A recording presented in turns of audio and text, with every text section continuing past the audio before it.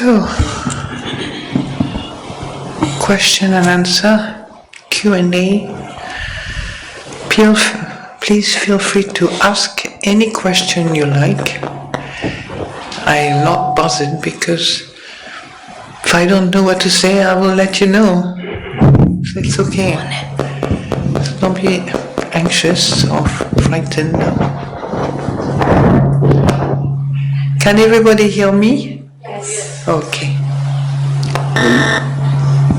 Respected Ajahn, my question is related to the senses.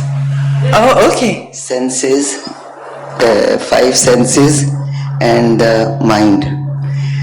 The people who are blind or deaf, how can this technique help them? How can they be benefited with this meditation? Blind and deaf people, how can they be benefited from this meditation given that senses or observation is so important? Blind, for people who are blind or deaf, how can we help them? How can they come in contact with this? And the people who are partially paralytic, they have partial paralysis in the body because they cannot feel the sensation on the body and portion of the body. How can they come in contact with Dhamma? Well, I have to admit that at some point I can't do everything for everybody. We can't do everything for everybody. And I just myself encounter the teaching of the Buddha, and I consider myself very lucky and grateful to have the 6 senses in place, although they do age. Even the brain ages. What I can do, it's not, if you don't have, really what the Buddha is teaching is to know yourself, to know what you can know. I don't know what somebody else is thinking, feeling, this is not the past to find out what somebody else is doing, because sensing, feeling, thinking and so on. And what can a blind person do? What if I had a blind person? We have people who are blind, come to the monastery, or they just probably have an easier access to the inner world somehow, when they're not so distracted by everything, the eyes, particularly the form of the world, So remember that one aspect of the path of Buddhism is to bring a sense of stability in this crazy world, inwardly, this crazy world we live in. The world you see outside is not so different from the world inside. You have the savage, you have the wonderful people, the very kind, you have the murderers, the rapists, the sadistic people, all the characters you meet those voices in yourself, do you understand? So it's not just an external world, and I tend to think that the first help maybe is kindness. Okay? Kindness is a great stabilizer. Loving kindness. And that's a great chunk of the Buddhist teaching, being generous, being kind, being, patient, there are so many qualities that do not need the eyes and the other sense. I don't know what it feels. I'm not deaf. I'm just kind of, my hearing is not as good as it used to be when I was young, but I still can hear you up to a certain point. And, the consciousness of somebody who is blind or deaf, it's up to them to find out what is their world. You can still find a way if you can still have a way of communicating with them, you can still bring the Dhamma into their life, I'm sure. Right? Through communication, through explaining, through explaining to them what meditation is about. Somebody who can hear, can still follow what you say. Yeah? And then in terms of seeing colors, seeing form, etc., maybe it's not 100% necessary to follow the path of the Buddha. You can just realize there's one sense door that's not present. And I'm sure that has a profound effect on the world we live in. But I am not blind myself, so I can't really speak on behalf of somebody who is in that position. So I think a lot of good things and kind things is being done in the world, for the blind and the deaf. Certainly in the West, there's a lot of good, changes happening in society. People who have this deficiency. We probably don't call it deficiency according to the correct language now, Yeah, but in any case, I tend to go for love myself, and if you can communicate with them, just do what we can to help them. Yeah? And they might not need your sense of, poor this person, poor that person. They might feel quite okay in themselves. They've never known anything else, so we don't need to have a kind of feeling, the miserable people, what a terrible things. You have to double check, are they really miserable? Until you tell them? Are they really missing something until you tell them? So, just psychologically speaking, at one level, we have to double check, how do they feel? If they are mistreated, of course we have to do something to stop that, but on another level, their misery must not be as bad as thinking of being without eyes or without ears. Sometimes you wish you wouldn't have too much hearing, to hear all the rubbish in this world, or to see even. I'm not saying anybody should be blind, but as an aside, sometimes you think they're lucky not to hear all these things that we hear on daily. So that's all I can say really. I don't look after the blind, and I don't know much about the blind or the deaf. But I know people who look after them, who are very kind and very helpful to them. Really support them. They have already this language. I can't remember the name. That's right. So they can, great people have done great work through, even though they were blind. Okay?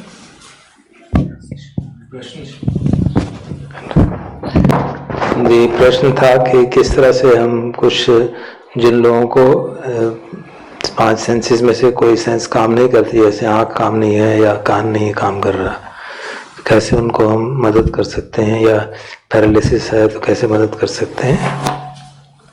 तो आजान ने उत्तर दिया कि पहले तो हमको ये समझना चाहिए कि हम हर प्राणी के लिए सब कुछ नहीं कर सकते, और हमारी सारी इंद्रियां काम कर रही हैं, ये भी हमारे लिए एक कृतज्ञ रहना चाहिए प्रकृति के प्रति कि हमारी काम कर रही हैं। तो हमें ये भी समझना चाहिए कि हमारे किसी की हेल्प करने की एक सीमा होती है, और जहाँ तक कुछ इंद्रियां जिनकी काम ना कर रही हों, हमें ये भी देखना चाहिए कि उन लोगों को शायद कई बार अपने इनर वर्ल्ड को एक्सेस करने में ज़्यादा सहूलियत होती है, क्योंकि बाहर से उतना ज़्यादा बम्बार्डमेंट नहीं हो रहा हो। और हम समझना चाहिए कि संसार में कई सारे रेंज के लोग अवेलेबल हैं, बहुत अच्छे, बहुत बुरे, जो अकुशल काम करने वाले बहुत सारे लोग उपलब्ध हैं, और उन सब का एक रेंज आता है, और किसको कितना हेल्प कर सकते हैं वो हमारी अपनी इच्छा के अनुसार नहीं हो सकता। सबसे बड़ी हेल्प तो ये कर सकते हैं कि हम मैत्री का भाव रखें, एक दया का भाव रखें, और मैत्री सबसे बड़ा स्टेबलाइजिंग फैक्टर है। भगवान बुद्ध की टीचिंग में वो बहुत महत्वपूर्ण है। और कई सारी जो कुशल क्वालिटीज़ हैं वो सेंसेस पे डिपेंड नहीं करती कि आँख नहीं है तो वो मैत्री वाला नहीं हो सकता, करुणावान नहीं हो सकता। तो हमको ये समझना चाहिए कि जब अगर हम कोई और तरीके से कम्युनिकेट कर सकते हैं उन लोगों से तो उनको धर्म की ओर आकर्षित किया जा सकता है, लेकिन फिर भी ये जो बुनियादी चीज़ें हैं मैत्री की, करुणा की, वो सब तो इंद्रियों पर निर्भर नहीं करती। अभी भी सोसाइटी में अजान बता रही थी काफ़ी चेंजेस हुए हैं। कई सोसाइटीज़ हैं जो कि इस तरह के जो कुछ अंगों से प्रभावित हैं उनकी मदद करने के लिए आती हैं। और हमको ये भी विचार नहीं रखना चाहिए कि वो लोग उनके प्रति हम दया का भाव रखें और पिटी देम, क्योंकि हो सकता है कि वो अपने आपस में अपने अंदर ठीक ही महसूस कर रहे हैं और हमारे कहने से ही उनको बुरा लगने लगता हो, ये भी एक संभावना रहती है। तो हमको डबल चेक कर लेना चाहिए कि हम जो सोच रहे हैं कि ये बेचारे बड़े परेशान हैं, देखो ये सुन नहीं पाता या देख नहीं पाता, वो हमारा भाव हो सकता है उनका वैसा भाव ना हो। और कह रही थी कि कई बार तो हमको भी ऐसा लगने लगता है कि हम इतना जो सुनते हैं वो शायद सुनना आवश्यक भी है कि नहीं है। तो सबसे महत्वपूर्ण बात हुई है कि हम मैत्री का भाव रखें, करुणा का भाव रखें और जितनी मदद कर सकते हैं उतनी करें।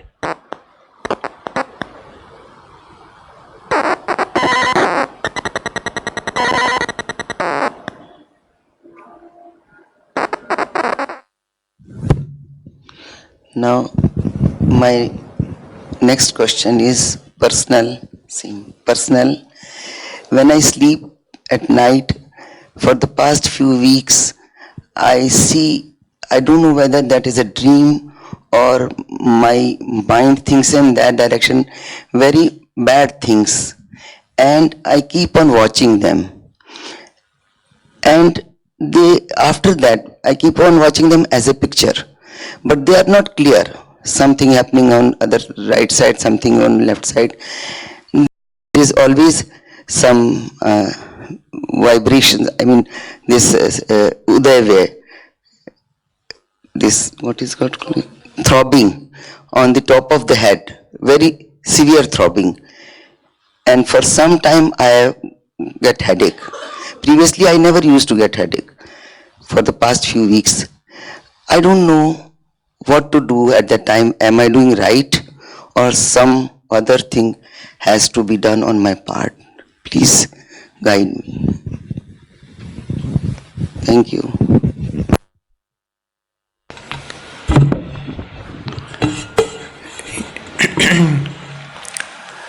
I hope I got everything you said. I got the gist of it, I think, and what you experience, what you've been experiencing at night, and so on, and then you get this headache. At some level, when something unusual happened to me or to, in dreams or anything like that, I just take it just as an object of meditation. It's just one of those, maybe a vision or a dream or, some weird things that come through my mind or, and then you get a headache. If it was me, I just meditate on the headache, unless you don't know, you might be frightened to have a stroke or you might be frightened to have whatever. But if you feel there is danger, you can call somebody to help you. If you feel okay, does the headache go eventually? Well, just let it be anicca, You don't know. I don't have headaches, and I've had really bad headaches here. When I had this cold, that all day I had a headache. 2 days ago, I think. I don't. So I just take it as headaches, and the pain, and it's going to go at some point. So I personally, from my practice, I rather not proliferate on things which I experience, because the mind is always a sweet liar. It can tell me any old things. I don't believe any of it. I just appreciate it. It's kind of fun. I don't dislike my mind. It's not because I don't believe it that I dislike my mind. Simply, I know too much the distortion of meditation, too well, that the mind can create all kind of things, but big deal. It's not something special for me. It's like I don't want to put energy into this. Why and how and is my past life, or is it this and is that? Am I doomed to hell? Am I, whatever you think about it. I just let it be and usually follow the natural law of anicca. I trust more, you could say the empty mind. I trust really, I trust the empty mind a lot. This is a good refuge, a safe refuge. But by this I mean, when I let go, I trust that more than clinging to trying to figure it out, And the mind that wants to know is something that Ajahn Sumedho taught us for a number of years, how to train the mind not to know. I mean, that's how I interpret the field, with responses, with answers. Why? Don't know. When you do this for a few years, then the mind really goes to silence quite quickly. If something really interests me, I'll do what's necessary to find the answer, I don't, but for a while you have to just do it systematically. Otherwise the habit is still very strong. You absolutely want an answer, which means observing that the mind that doesn't get an answer. It's interesting, because it's fretting. Wants to know, it's fretting away. And after a while it just comes down, it doesn't come back and fret. It's just like, okay, don't know. Because really it's a training when you're on the path of timelessness, present moment. At some point, this timelessness and present moment experience doesn't cut you off from life. Here and now, it's present moment right now, but you can see beyond these walls, not through psychic powers. You just know that what's going on in life, what's going on in London, there's plenty of news around to know exactly what's going on everywhere in the world, without using any powers of any kind. So, to train the mind not to be caught up in time, because tomorrow, the training is really more like, tomorrow I could be dead. What would I do before I go under the ground? That's a time stopper. An excellent time stopper is that. In fact, that's the one that brought me to want to follow the path. And I remember I was teaching in Hamburg, contemporary dance, and coming back on the plane, I remember reading the newspaper, and one actor, which I really liked very much, a young guy, he was 30, so he was not that old. He had a heart attack and had died. And I was really shaken by that. Gosh, he can die so soon. I hadn't contemplated death so much, really. That really, I realized was the Buddha made old age, sickness and death, those topics, essential, as an essential daily reflection to remind ourselves. And even before I was a Buddhist, I remember, I had this mantra, I could die tomorrow. That experience, reading about this death of somebody I was fond of, brought me back to. I noticed when I had any doubt, any questions, anything, if really wanted to clear my mind to respond to those questions without fretting, calmly, then I would say, I could die tomorrow. Wow, you don't have to be a Buddhist, I was nothing like that, like a Buddhist or any kind, but I noticed my mind will stop. Empty, it will just empty itself. Simplify, I call it simplification. Yeah?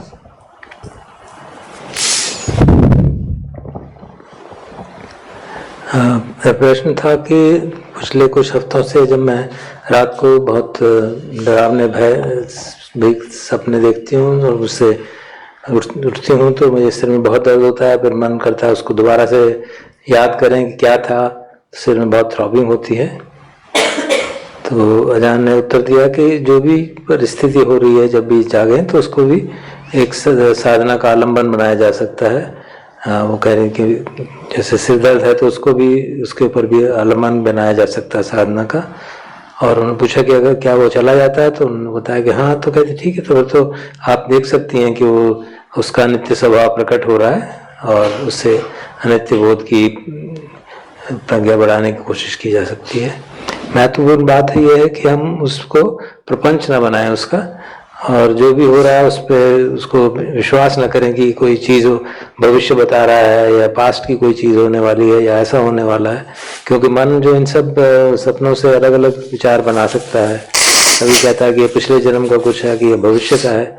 जो भी हो, हमें विश्वास हमारा awareness पे रहना चाहिए, empty mind पे होना चाहिए। वही एक सेफ रिफ्यूज है। अगर हम उसकी ज़्यादा, इस तरह की परिस्थिति की ज़्यादा इन्वेस्टिगेट करेंगे तो उससे ज़्यादा लाभ नहीं होता, क्योंकि हमेशा मन चाहता है कि मुझे मालूम होना चाहिए क्यों हो रहा है। हर चीज़ हमें मालूम नहीं हो सकती। जिस चीज़ में इंटरेस्ट है, जिसको मालूम कर सकते हैं उसको किया जा सकता है, लेकिन हमको इवेंचुअली एक ऐसी स्थिति से भी एक्सेप्ट करना होगा, जिसे अजान सुमेधो कहते हैं डोंट नो माइंड, कि मुझे मालूम नहीं है। बट नहीं मालूम तो वो भी ठीक है, क्योंकि ज़रूरी नहीं कि हर चीज़ मुझे मालूम हो। और ये डोंट नो माइंड के ऊपर भी अवलंबन बनाना और उस पर ट्रेनिंग करना काफ़ी महत्वपूर्ण है, क्योंकि जब ऐसा हमारी साधना करते हैं इस तरह से, तो हमारे मन में प्रपंच बढ़ने की संभावनाएं काफ़ी कम हो जाती हैं, कि हर चीज़ को हम कुरेदने की कोशिश करें कि ऐसा क्यों हुआ, ऐसा नहीं क्यों नहीं हुआ। तो संसार में आजकल इतनी ज़्यादा इन्फॉर्मेशन अवेलेबल है, वो सारी इन्फॉर्मेशन हमारे मन को क्लॉग कर देती है।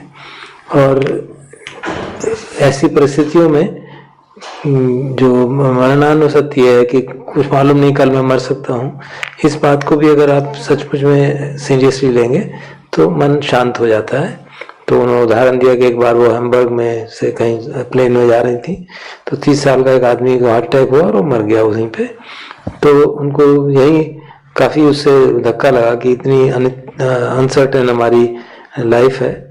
तो कहते हैं उससे पहले कि भगवान बुद्ध की शिक्षा में आने से पहले भी वो इस तरह का चिंतन करती थी कि आई कुड डाई टुमारो, कल भी मैं मर सकती हूँ।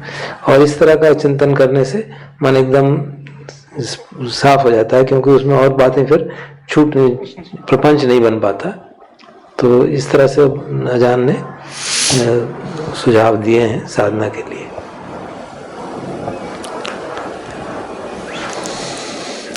Somebody wants to come in.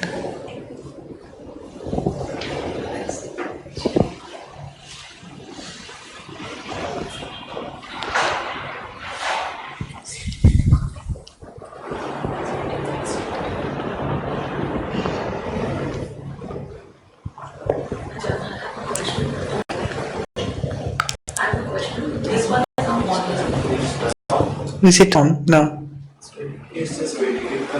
Yeah.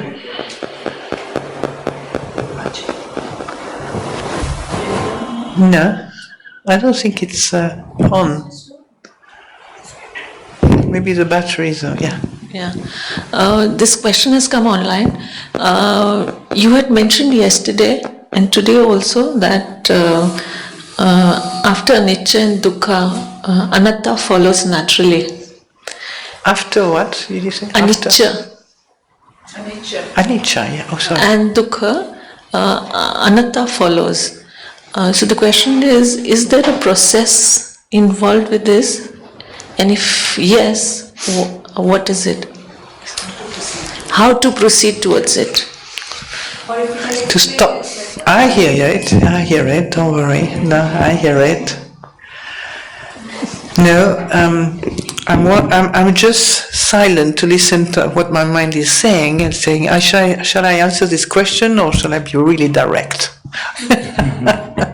And when you said, how should I proceed? I said, stop thinking or stop asking. It's one way, there are many ways to respond. You know how Ajahn Sumedho has a book called Intuitive Awareness? Yes. Okay. So for me, that's one aspect of understanding through insight. Insight comes not necessarily as a big bang of a book somewhere, intuitive awareness, at some point you can see something. It's like not an airy fairies things, it's not like the angel came and told me this and that. It's more, there's a lot of knowledge that comes from silence, knowledge often comes when you expect it least. So if you keep expecting, nothing comes, no answer to your question might come because you have too much expectation in the way for the door to open and and wisdom to come through, So it's good you bring back this question because that's an important question in a way, yeah. That was for me. My experience was like that. Don't believe me, of course. You remember that? Don't believe me. You have to also have your own experience. How does that happen for you? I say this, not even everybody can understand what I'm talking about necessarily. Some people will feel it's important to explain Anatta. I mean, we can explain Anatta at the pariyatti level, get out the books and explain and, and so on. And it's very useful to hear what the Buddha said. At some point, because I had a lot of teaching from Ajahn Sumedho at the beginning, so he must even have said that himself at some point, it's not me, not mine. If it was me and mine, I could control things, couldn't I? I can't control the handbag of my neighbors, can I? Or the cushion of my neighbor. But I can certainly have a certain amount of control on my personal affairs. And when you realize how little control you have on your mind, that when conditions arise, they arise and they pass away. They don't ask permission to come and they don't ask permission to leave. That's after a little while you understand, oh, maybe that's what the Buddha means about not being mine. Do you understand? Not me, not mine. There's a whole sutta on the Anattalakkhana Sutta, if you read it. This is not me, not mine. Yeah? You repeat again. I remember training myself with this, those particular words. It's like almost you have to kind of tell your mind again and again, not me, not mine, because the habit is me, mine. You don't think. It's immediately, it's a me, mine. Don't take my pencil, it's mine. And if somebody makes something, scratch on my new pencil, God, you really get incredibly inflamed about it. If it was a pencil of somebody else, you have no problem, So what is it that makes it so? What is it that creates, on one level, at some point you don't care, this pencil, but that pencil, wow, you have a really, an inner, revenge feeling. I'll scratch your pencil then. If you're a bit more mature, maybe you don't say that, but I don't talk to her again. She scratched my pencil. It's very heavy, isn't it? You kind of cut out one human being from your life because they did a scratch on your pencil. But you can take your watches, your iPad, your computer, your TV, your car. Oh, scratch on your car. That will really send flames in people's mind, So, I said this because that's what I recognize at some point, I remember we came out of a retreat the first year, I think. I was still very naive and very, not deluded, I wouldn't call it deluded necessarily, but I did not know much, But I was also conscious that of a certain persona. I didn't know I wasn't so aware of having a persona, fixed persona, And, kind of substantial, something I believed in. I did not know I was believing so much in that kind of persona. But, so I thought I could control it. So I remember going out of retreat and feeling really radiant and feeling that, happy and beautiful and luminous and all the rest of it, So of course, by the time you get to the kitchen, the radiance goes down, your luminous heart and so on. disappears. You think about the cooking you're going to do and the people you hate being with, and there they are in the kitchen cooking. And then a friend of mine came to talk to me about a retreat, and I remember feeling radiant again. For some reason it reappeared out of the kitchen, and I was aware of the game of the mind. It was interesting. The game of the mind was, and it's not even me, do you understand? I would find it personally ridiculous, but it was happening. It's like keeping the radiant mind looking at this person in a way to prove this radiance, this happiness, this I'm okay, I'm radiant, I'm wonderfully bright, and so on, And I could see myself watching this. I could watch myself doing that. And that's why you get a sense of humor after a while. You realize you're living with somebody else that has nothing to do with you. Thank goodness for that realization. Do you understand? It makes you do things that if you were in the right mind, you'd never even think about this,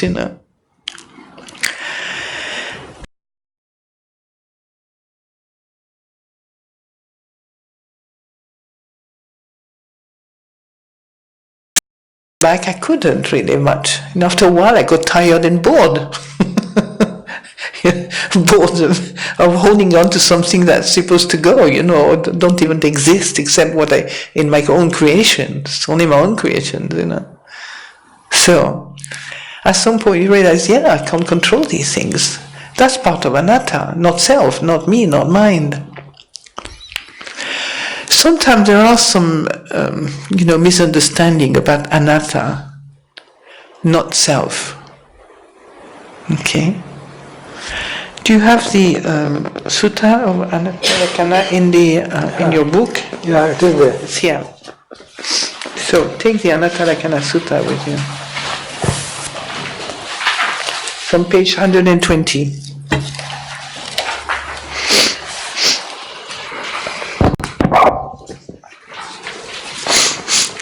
The Buddha thinks, he doesn't say no self. He says